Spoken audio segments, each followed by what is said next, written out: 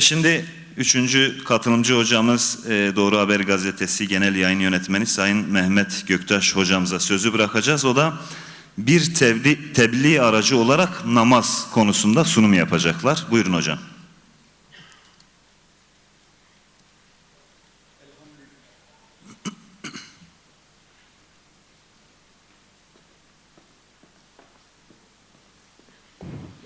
Elhamdülillahi Rabbil alemin ve salatu ve selamu ala Resulina Muhammedin ve ala alihi ve ashabihi ecmain. Allah'ın selamı, rahmeti, bereketi üzerinize olsun aziz ve muhterem seydalarım, hocalarım, kardeşlerim. Namaza önce ciddi anlamda iman etmemiz gerektiğine inanıyorum. Gerek dışımızdakilere bir davet vesilesi olabilmesi için, gerek çoluğumuza, çocuğumuza, etrafımıza bir davet vesilesi olarak namazdan bir şey bekliyorsak, önce namaza kendimiz gerçekten ciddi anlamda iman etmemiz, belki eksik bir kelime olacak ama bir de namazdan tam randıman alabilmemiz lazım. Yani diyelim ki bizim çok ciddi pahalı bir evimizde bir tezgahımız, bir makinamız var ama hünerlerinin çoğundan haberimiz yok. Sadece çok basit bir iki işimiz için kullanıyoruz ama gel gör ki o elimizdeki makinenin anlatılamayacak kadar hünerleri var. Hiçbir randıman alamıyoruz. Günümüz ekonomik tabiriyle de tam kapasite çalıştıramıyorsak bu bir yazıktır, bu bir kayıptır. Namaza biraz ben bu gözle bakılması gerektiğine inanıyorum ve onun için namazdan tam bir verim, randıman alamadığımız için eksikliklerimizin olduğu ve bunu çenemizle böyle tamamladığımız, eğer zaten namazımız namaz olsaydı buralarda böyle belki konuşmaya falan da gerek olmayacaktı. Namazımız kendi fonksiyonunu icra edecekti diyorum. Kardeşler, evet, ve ma halaktul cinne vel insa illa liyabudun. Yani ben cinleri ve insanları bana ibadet etsin diye yarattım diyor. Bunu toptan diyor. Bir de parça parça da diyor. Nasıl? Allahu Teala ne zaman bir Resul gönderse, dikkat edin, o Resulün ağzından çıkan bir kavram, bir kelime var. Bismillahirrahmanirrahim.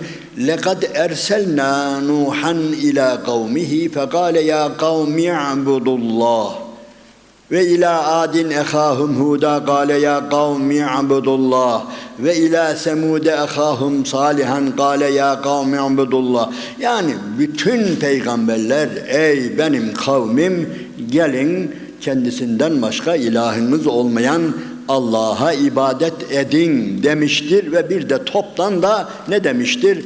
Ben bütün cinleri ve insanları bana ibadet etsinler diye yarattım. Peki ibadet namaz mı? Namaz arkadaşlar. Ötekilere haşa küçük, basit görmüyorum ama ibadet namazdır. Niye? Ötekilerin şartı şurdu vardır ha. Yani senede birdir, ömürde birdir. Böyle ibadetlerimiz var. Yani bir haccımız ömrümüzde bir defadır, orucumuz yılda bir defadır, kurbanımız yılda bir defadır ve bunların bir de üstelik biliyorsunuz sıhhatinin, vücubunun şartları falan vardır. Yani eğer hastaysanız bazı şeylerden muaf tutulursunuz. Paranız olduğu halde hacca gidemeyebilirsiniz, yol emniyet olmaz. Zaten yılda bir defadır. Zekat, evet, zekat emirdir ama nedir? Yani belirli bir miktara ulaşacaktır. Sonra yıl üzerinden bir yıl geçecektir. Ama namaz, kardeşler, bilemiyorum, abartıyor muyum acaba? Allah'ın Resulü'nün o sevgili ashabının içinde birçok suçları işleyen insanlara rastlıyoruz. Yani hırsızlık yapan da var bir tane de olsa. Hatta adam öldüren vardır. Zina yapan vardır bir tane de olsa. Namuslu kadına iftira eden vardır, öyle değil mi? Var, çıkar yani. Ama siz deyin ki bana, hocam bazı sahabeler de vardı ki bunlar da ezanlar okunur, vakit geçer ama namaz kılmazdı diye bir tek örnek gösterin. Gösteremezsiniz. Niye gösteremezsiniz? Bırakın Müslümanları, demin hocam bahsetti, Ahmet Ceylan hocam, yani bırakın Müslümanları, münafıkların içinden bile namazı terk edeni göremezsiniz. Bismillahirrahmanirrahim. İnnel münafikine yukhadi'un Allah ve huve khadi'uhum ve izâ kâmû ile salati kâmû kusâlâ. O münafıklar namaza kalkacakları zaman tembel tembel kalkarlar. Ama kalkarlar. Kalkmasınlar da bir görelim. Bundan şiddeti kastetmiyorum. Sıfat değişir. Münafık olmaktan çıkarlar o zaman. Yani muhteremler, bu namazı terk etmek için ya ölü olacaksınız ya deli olacaksınız. Başka bir çıkar yolunuz yok. Önce bunu kendimizin kavraması lazım. Ciddi anlamda kavraması lazım. Yani Nisa suresinin hemen 99, 100, 101. ayet-i kerimelerine bakın. Orada Allah-u Teala savaşın en şiddetli anında namazın nasıl kılınacağını anlatıyor bize. Ve izâ kunte fîhim, ya eğer onların içerisindeysen diyor. Yani onlar namaz kıldıracaksın. Yani onlardan bir bölümü alacaksın, arkaya çekileceksin. Telehumus salate feltekum daifetun minhum. Yani onlardan bir bölümü alacaksın, o savaşın en şiddetli olduğu bir dönemde, zamanda arkaya çekileceksin, onlara namaz kıldıracaksın. Onlar secde ettikten sonra hemen dönecekler cepheye. Ondan sonra veltekum, daha secde etmeyenler, namaz kılmayanlar gelecek ve bu şekilde bu namaz tamamlanacak. Önce biz müsaadenizle bunu kavrayalım. Eğer bunu kavramazsak, namazın yanında, namaz bizim yanımızda eğer böyle bir öneme sahip olmazsa, yanlış anlamayalım. Yani ne çocuklarımıza bir şey anlatabiliriz, ne davet ettiğimiz insanlara bir şey verebiliriz. Mesela öncelikle bunu bir kavrayalım aziz ve muhterem kardeşlerim. Ondan sonra öteki şeylere geçeriz. Kardeşler, ben şöyle düşünüyorum. Yani eğer وَمَا خَلَقْتُ الْجِنَّ وَالْاِنْسَ اِلَّا لِيَعْبُدُونَ buyuruluyorsa, var ya, ben bunu biraz daha şöyle tercüme ediyorum. Eğer Allah bize bükülen bir bel vermişse, bu onun önünde rükû etmemiz içindir. Eğer Allah bize bükülen bir boyun vermişse, kırılan bir diz vermişse, bu onun önünde diz çökmek için, eğilmek için, kıyam durmak içindir. Eğer bunu yapmazsanız siz, bükülen bir bele sahip olduğunuz halde bunu Allah'ın önünde bükmezseniz, kırılan bir dize sahip olduğunuz halde, eğer onu alemlerin Rabbi önünde eğer kırmazsanız o dizinizi başkalarının önünde kırmak zorundasınız. Ya Allah'a diz çökeceksiniz, ya Allah'ın önünde eğileceksiniz, ya Allah'ın huzurunda kıyam edeceksiniz, yahut da bunu başkalarına yapmak zorundasınız. Çünkü sizin vücudunuz, bedeniniz, gövdeniz, yapınız bunun içindir. Siz zayıfsınız, siz muhtaçsınız. Mutlaka ve mutlaka birine secde edeceksiniz, kapanacaksınız. Eğer bu Allah değilse bilin ki başkalarıdır. Şu anda Allah'a ibadet etmeyen, Allah'a rükû etmeyen, Allah'a secde etmeyen, Allah'ın huzurunda kıyam etmeyen herkes şu anda mutlaka birilerinin önünde, bir makamın önünde, bir tağutun önünde, bir kadının önünde, bir makamın, bir paranın, bir alkışın, ama mutlaka ve mutlaka bir şeylerin önünde şu anda secde halindedirler, rükû halindedirler, kıyam halindedirler. Onun için önce biz bunu kavramamız icap eder diyorum. Evet, muhterem kardeşler, bunu kavradıktan sonra işimiz biraz kolaylaşıyor. İster çocuklarımıza karşı, ister davet edeceğimiz diğer insanlara karşı Allah'ın izniyle yolun yarısını kat ediyoruz. Bundan sonraki davetimizi Allah bize kolaylaştıracaktır. İster çocuklarımızı davet edelim, ister sınıfımızdakilerini davet edelim, ister başka bir şey.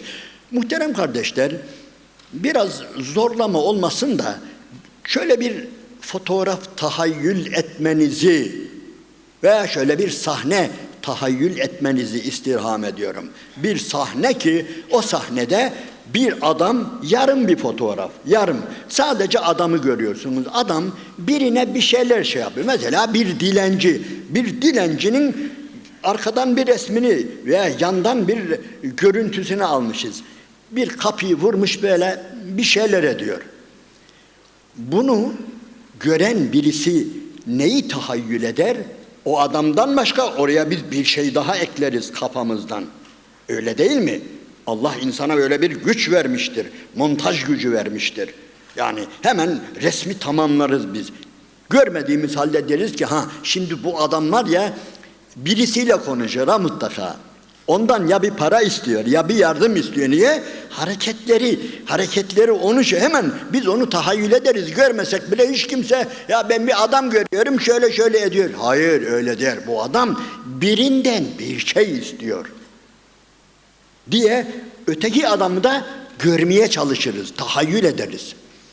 Kardeşler, biz öyle bir namaz kılmalıyız ki bu söylediğimde böyle güç getirilemeyecek falan öyle büyük bir şey de daha. Namazımızı öylesine mükemmel kılmalıyız ki bizi seyreden biri Allah-u Teala'yı fark etmelidir.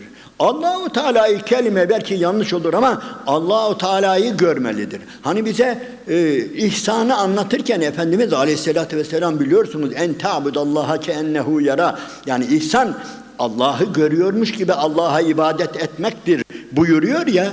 Gelin biz buna biraz daha ilavede bulunalım. Nedir bu? Bunun ilavesi şudur.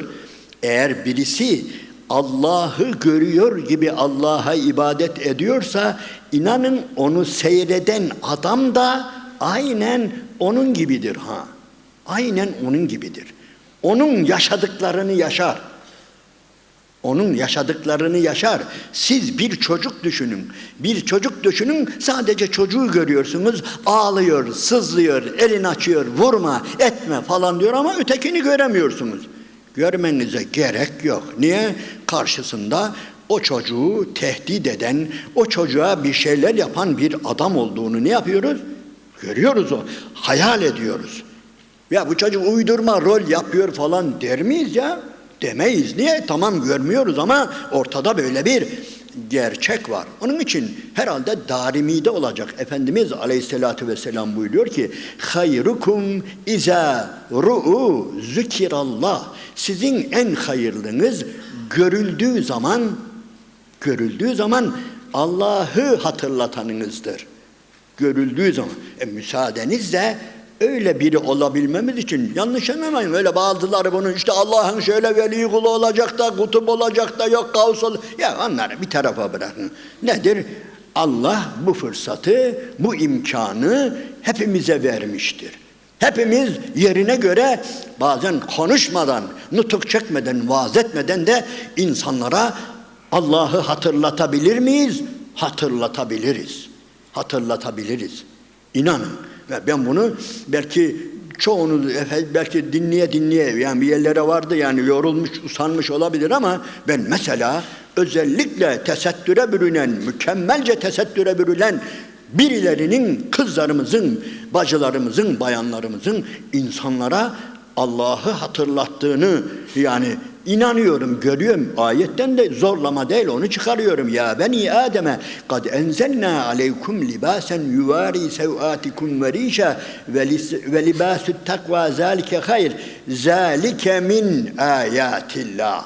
Evet böylesine elbise, örtü, tesettür Allah'ın ayetlerindendir. Ezan ne kadar Allah'ı hatırlatıyorsa, Cuma ne kadar Allah'ı hatırlatıyorsa, yerine göre minareler, inne safa velme, nasıl ki Allah'ın şiarları, ayetleri, Kabe bunlar insanlara Allah'ı hatırlatıyorsa işte nedir? Bir kızımız Allah'ı hatırlatabilir ve özellikle gerçekten namazlarını ciddi anlamda kılan insanlar namaz esnasında değil sadece bakın.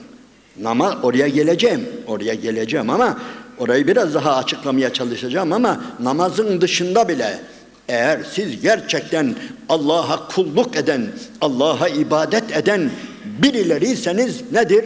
Yani kardeşler bunu Allah-u Teala bize sadece Tevrat'ın ve İncil'in küçücük bir noktasında değil. Yani bazıları Tevrat'ta ve İncil'de Allah-u Teala Hazreti Peygamber'i anlatıyor. Yok Paraklitli yok. Bırakın onu ya. Bırakın onu. Allah bütün dünyaya Hazreti Muhammed'in ümmetini anlatıyor ya. Ümmetini. Muhammedur Resulullah vellezine ma'ahu eşiddâ'u alel küffâr ruhamâ'u beynehum terâhum rukkan sücceden yebtegûne fazlen minallah. Yani burada dikkat edin, sadece bir peygamber anlatılmıyor burada. Rükû eden, secde eden müminleri Allah öyle seviyor ki daha dünyanın bizden çok önce, yüzyıllarca önce anlatıyor. Benim ahir zamanda böyle kullarım olacak, böyle bir Resulüm ve böyle bir ümmeti olacak. Onun simalarından onları tanıyacaksınız buyuruyor. Kardeşler, onun için Allah'ın izniyle davetçilik bazen çok zordur ama Allah işimizi kolaylaştırıyor. Nasıl kolaylaştırıyor? Eğer gerçekten biz ona kulluk edersek bazen böyle durmadan konuşmaya, kitap okumaya, nutuk çekmeye, seminer vermeye falan gerek kalmadan yolda giderken inanın ben çok farkına varıyorum. Bizzat ben kendim bile yani bir bakıyorum otobüste şurada burada böyle pırıl pırıl birini görünce hemen aklıma Allah geliyor, tevbe istiğfar geliyor, bilmem ne geliyor. Hemen onu görür görmez ya. Niye? Çünkü Allah ona o özelliği vermiştir. O özelliği de onun alnına yapıştıran nedir? Secdesidir, rükudur ve Allah'a olan kulluğudur ve namazıdır muhterem kardeşler. Onun için eğer biz güzel bir namaz kılarsak, bu bizi sadece kıyamet günü o büyük dehşetli günlerden kurtaracağı o bir yana, bu dünyada da gerçekten bize fazladan ne yapacak? Öylesine getirileri diyelim, öylesine randımanı olacak ki belki yarın Allah'ın huzuruna vardığımızda Allahu Teala bizim amel defterimize benim bu kulum şu kadar insanı İslam'a getirdi, şu kadar insana Allah'ı hatırlattı, şu kadar insana İslam'ı tebliğ ettirdi. Şu hareket var ya ayakta, Allah'tan başka kimseye yapılamaz. Bunu bilecek insanlar.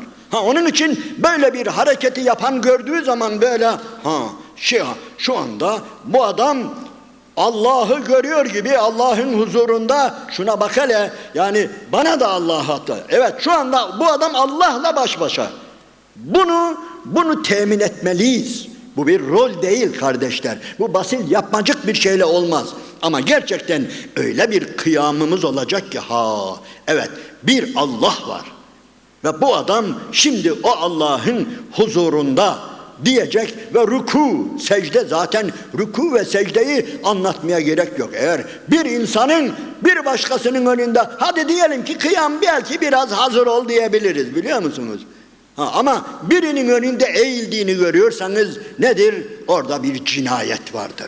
Orada bir sapkınlık vardır. Orada bir zulüm ve tutarsızlık vardır.